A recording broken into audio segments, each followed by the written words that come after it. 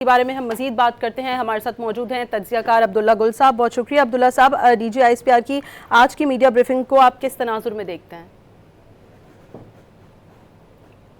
دیکھیے، D G I S P R کی press conference ایک بہت ہی اہم پریس کانفرنس ہے جس کے مختلف پہلو ہیں.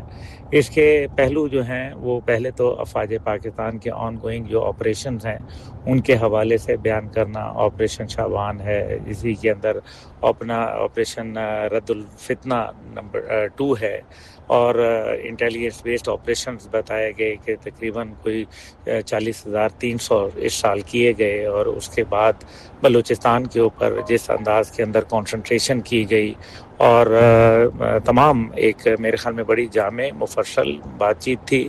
اس کے اندر یہ بھی بیان کیا گیا کہ کس طریقے سے 1973 سے آنورڈز یہی لوگ اسمبلیوں میں بیٹھے ہوئے ہیں، اور یہی جب جیت جاتے ہیں تو یہ سب ریاست کے ساتھ کھڑے ہوتے ہیں، ورنہ جو ہے وہ ایک نیا بیانیہ بنا لیتے ہیں. اب اس سارے کے اندر دیکھنا یہ ہے کہ D G I S P R کی یہ جو پریس کانفرنس ہے اس کے اندر مختلف پہلو ہیں، جس کے اندر بلوچستان کے اندر جہاں آپریشنز ہیں وہیں فلاح اور بہبود کے جو کام ہیں وہ کیے جا رہے ہیں. 632 بلین کا جو روڈز پروجیکٹ ہیں بلوچستان کے اندر وہ چل رہے ہیں. اس کے علاوہ یوتھ ڈیولپمنٹ پروگرامز ہیں. اس کے علاوہ بہت سارے جو وہاں ڈیم ہیں وہ بنائے جا رہے ہیں. غرض یہ کہ بہت ساری چیزیں اس کے اندر انہوں نے یہ کام کیے ہیں.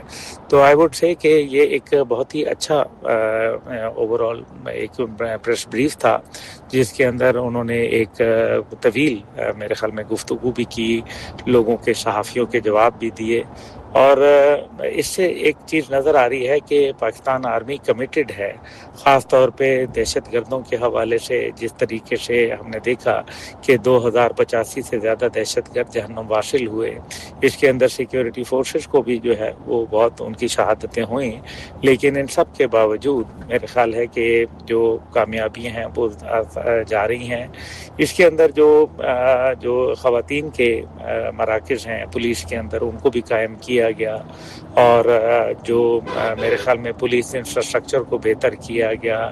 جو ٹیکنیکل جو ٹیکٹکس ٹیم ہے اس کے چیزوں کو سیٹ اپ کیا گیا، جس سے نظر یہ آ رہا ہے کہ اب جو capacity building of other institutions ہیں وہ بھی چل رہے ہیں، جو کہ میرے خیال میں اس کے بغیر کام نہیں چلے گا.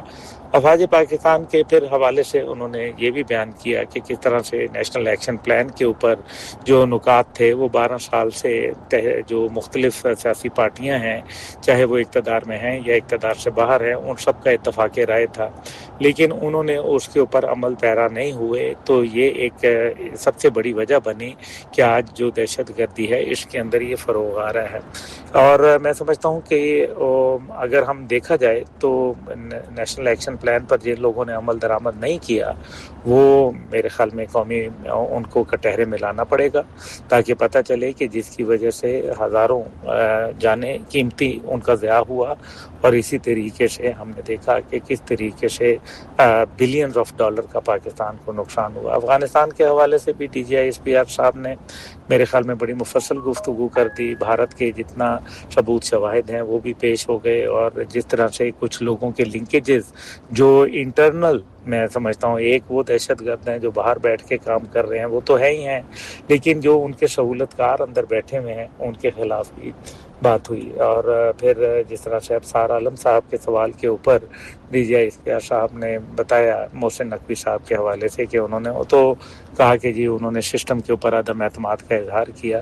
تو انہوں نے کہا کہ وہ ان کی اپنی رائے ہے، لیکن وہی پھر نیشنل ایکشن پلان کی بات کرتے ہوئے کہ اس کے اوپر بھی عمل ہونا چاہیے تھا، اور بیڈ گورننس جو ہے وہ اپنی جگہ موجود ہے. اور یہی ابھی جو آخری جولائی کے اندر کور کمانڈرز کانفرنس ہوئی اس کے اندر بھی افواج پاکستان نے بیڈ گورننس کے اوپر بڑا وضاحت سے میرے خیال میں بیان کیا تھا. تو اوور آل ایک اچھی پریس کانفرنس تھی.